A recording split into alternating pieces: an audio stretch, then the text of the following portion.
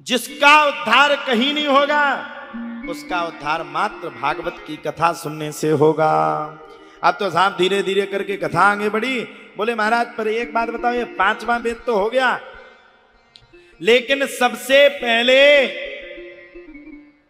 भागवत की कथा को सुना किसने है? मैं ये पूछना चाहता हूं, सबसे पहले भागवत की कथा को सुनने वाला कौन था? अब आप लोग बताओ किसने सुना?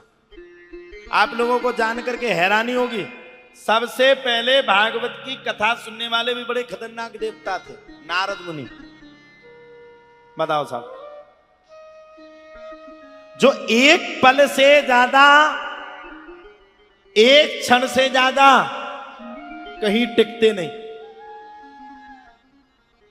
उन नारद मुनि ने जाकर के कथा को सुना। किसने सुना? नारद। सबरे देवता रहेगा, बोले महाराज अब रहन तो दो, तुम झूठ बोलने की भी सीमा होती है, नारद की बात कर रहे हो। हर घर में पहले वो लड़ाई तो करवा ले, पूरे दिन भर में 2-3 हजार लड़ाई करवाते हैं। कैसे उनने कथा को कैसे सुना बताओ? तुरंत ऋषियों को सूत जी महाराज कहने लगे, एकदा ही विशालायाम चत्वार ऋषियो मलः सत्संगार्थ समायाता दत्तसोस्तात्र नारदम। एकदा ही विशालायाम चत्वार ऋषियो मलः सत्संगार्थ समायाता दत्तसुस्तत्र नारदम। एक बार की बात है, बद्री विशाल में 4 ऋषि आए, सनक, सनंदन, सनातन और सनत कुमार। 4 ऋषि अपने आप में बड़े प्रबल थे, भागवत सुनाने के बड़े प्रमदकारी थे, भागवत सुनाने का इनको ज्ञान बहुत अच्छा था। जब 4 ऋषि आए, ऋषि मुनियों को देख करके भगवान भी सामने खड़े हो गए।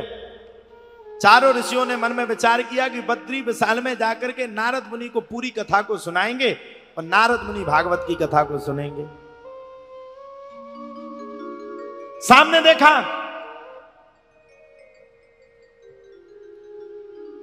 परिस्थिति बड़ी खराब थी, स्थिति बड़ी डेंजर थी। जिस नारद मुनि को कथा सुनाने के लिए गए, वही नारद मुनि चिंतित अवस्था में बैठे। सबने देखा नारद जैसा संत चिंता में बैठा है, जो हमेशा हंसता है वो आज चिंतित है।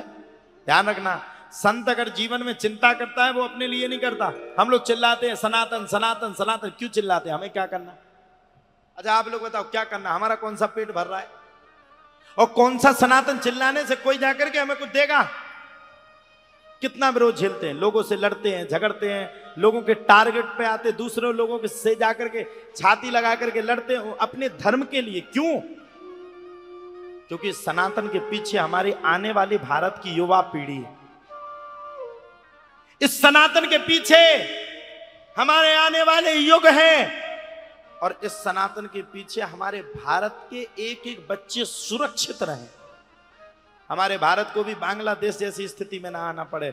हमारे भारत देश में भी कश्मीरी पंडितों की तरह हमें भी अपने देशों में से, अपने ही देश में से अपने इस शहर को खाली ना करना पड़े। इसलिए सनातन की अलग जगाना अति आवश्यक, अति आवश्यक। आज आप नहीं समझेंगे, आज आपकी समझ में यह बात नहीं आएगी सनातन है क्या, क्योंकि पढ़ाया नहीं गया। मैं निवेदन करना चाहता हूं, सब कुछ पढ़ाया गया। पढ़ाया गया बाबर का शासनकाल क्या है, पढ़ाया गया अकबर का शासनकाल कैसा था, पढ़ाया गया मुगलों का शासनकाल क्या था। तो मैं मांग करना चाहता हूं, उसमें एक हेडिंग ये भी होना थी कि सनातन धर्म क्या है। और जब हमारे बच्चों ने यह पढ़ा होता कि सनातन धर्म क्या है, तो बच्चे आपसे कभी लौट करके प्रश्न नहीं करते कि मम्मी शंकर जी पे दूध चढ़ा करके दूध को बर्बाद क्यों कर रहे हैं। कभी प्रश्न नहीं करते। इसलिए आज जगो, आज एक हो, अभी एक हो तो सेफ हो। एक हो, भारत में जन्म मिला, चाइना में होता जन्म तो किड़िको को करके मर जाते।